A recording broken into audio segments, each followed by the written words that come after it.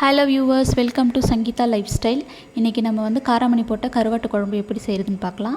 இதுக்கு நான் வந்து 1 கப்பு காராமணி எடுத்திருக்கேன். இதை நல்லா வந்து ரோஸ்ட் பண்ணுங்கள். நல்லா வாசம் வர வரைக்கும் ரோஸ்ட் பண்ணிவிட்டு இதை வாஷ் பண்ணி நம்ம வந்து இது விசில் விட போகிறோம். 1 டம்ளர் தண்ணி ஊற்றி இது விசில் விட்டுக்கலாம். இந்த சைடில் நம்ம வந்து கருவாடை நல்லா க்ளீன் பண்ணிக்கலாம். இந்த சைடில் இருக்கிற செதிலெல்லாம் நல்லா க்ளீன் பண்ணிக்கோங்க.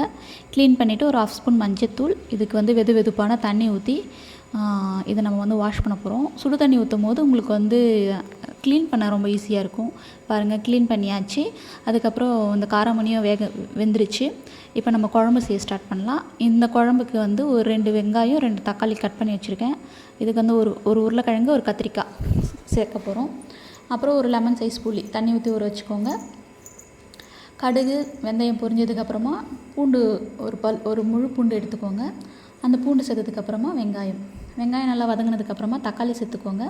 தக்காளி நல்லா ஸ்மாஷ் ஆகிற அளவுக்கு வதங்கினதுக்கப்புறமா காய் சேர்த்துக்கோங்க. கட் பண்ண காய் சேர்த்துட்டு நல்லா எண்ணெயிலே நல்லா வதக்குங்க.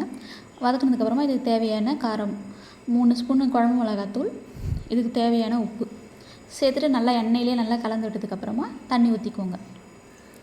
தண்ணி ஊற்றிட்டு காயில் நல்லா வெந்ததுக்கப்புறமா நம்ம எடுத்து வச்ச புளியை வந்து கரைச்சி இதில் சேர்த்துக்கலாம். இந்த புளி ஊற்றுனதுக்கப்புறமா இதோட பச்சை வாசனை போகிற வரைக்கும் ஒரு 10 மினிட்ஸ் குக் ஆகட்டும். அதுக்கப்புறம் நம்ம வந்து கருவாடை சேர்த்துக்கலாம்.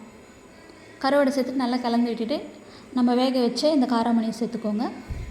சேர்த்துட்டு இந்த கருவாடு போட்டிருக்கோம்ல, இதோட ஃப்ளேவரெல்லாம் அந்த குழம்புல இறங்குற வரைக்கும் நல்லா ஒரு 10 மினிட்ஸ் 15 மினிட்ஸ் குக் ஆகட்டும். அவ்வளோதான், ஃபைனலாக குக் ஆகிடுச்சு. ஸ்டவ் ஆஃப் பண்ணிவிடுங்க.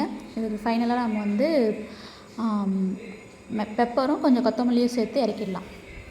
ட்ரை பண்ணி பாருங்கள், ரொம்பவே டேஸ்ட்டாக இருக்கும். தேங்க்ஸ் ஃபார் வாட்சிங்.